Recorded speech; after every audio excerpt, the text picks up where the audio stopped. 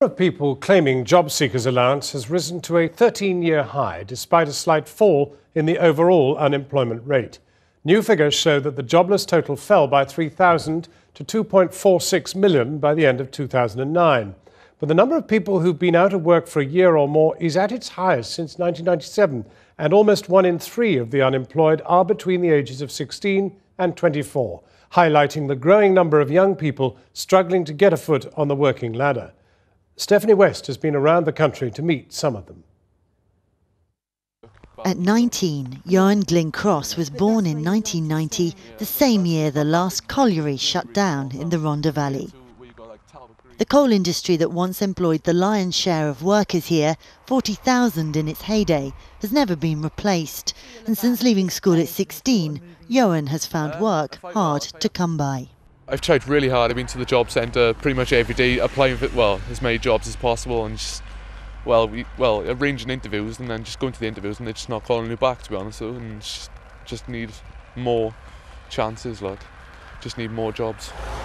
But every job's precious here, especially for the young. 38% of the unemployed are under 24.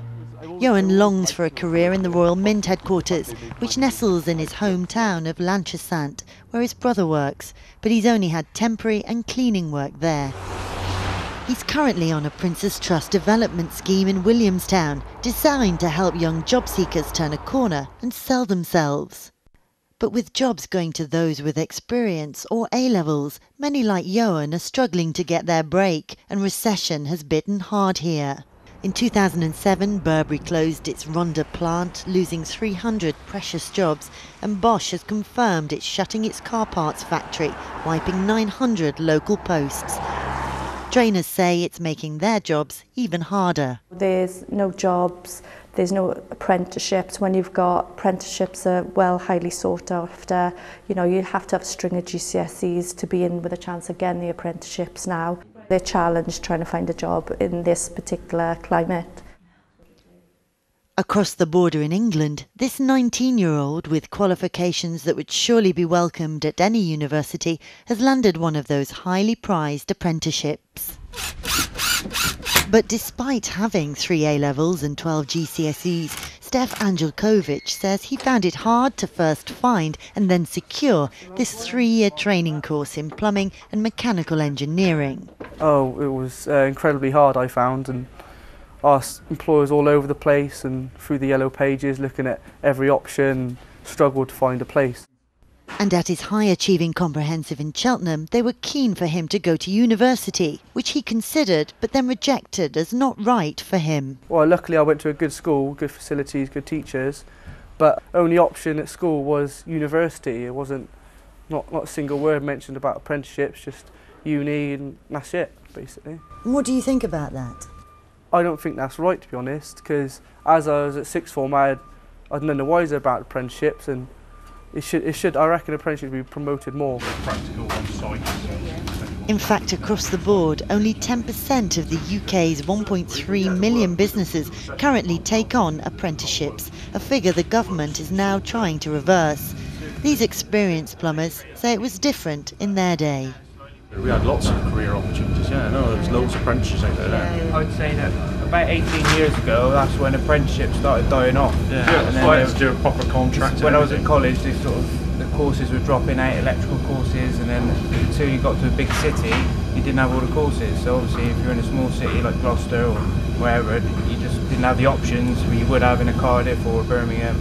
So I think now the government have realised that. Got the riser to the flat down. Stef says what swung it for him was a guaranteed job at the end of his apprenticeship, and the fact that unlike his friends who went to university, he won't be starting his work life with debts. 18 months into that decision, how are you feeling about it? Oh, best decision of my life, absolutely enjoy it, brilliant, yeah.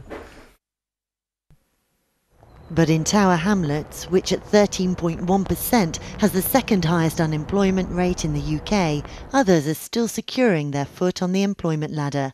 Like Steph, Haleema eschewed university despite being encouraged to go by her school. I feel like I got a really, really good education because I did so well, and I wasn't really that determined, but then the teachers made you feel determined. But But I didn't want to go uni, and I knew I didn't want to go uni. So I applied for another course as a legal secretary course, an IELTS diploma. And I passed that. But as I was on that course, there were people coming in and telling me, you're not going to find a job in the next 2 or 3 years as a legal secretary because there's just not any jobs around. She's been unable to find the legal secretary job she wanted, but thanks to this charity, CityGateway, which helps job seekers find work, is in line to secure a job at one of their centres. But she says she sees others struggling and feels her generation's been let down. I see them myself, walking around not really doing anything, getting upset because they don't have a job, they can't get this, they can't really socialise that much because obviously you need money to socialise. It's just, I don't think there's many opportunities out there.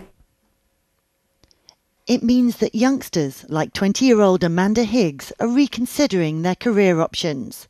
Despite her 8 GCSEs, after her career in hairdressing didn't work out, she found herself unemployed for most of last year. She then applied for an apprenticeship at Morrison's supermarket on a training scheme that guarantees her a job at the end. Once you actually do something like this, it is definitely something that you can work your way up. It is a great experience. You know, you meet so many new people. Yeah, I really enjoy it. I didn't think I'd see myself doing something like this, but I do really enjoy it. Trying to boost schemes like these, the government's pledging £2,500 for each apprentice a business takes on. Morrison's alone now has 5,500 18 to 24-year-olds signed up across 450 stores, training bakers and butchers on site, absorbing the high street into the supermarket. Whether this is the way to tackle youth unemployment, figures will show. Stephanie West reporting. Now, one email in from one of our viewers, Philip Gatter, who comments on the passport scandal at the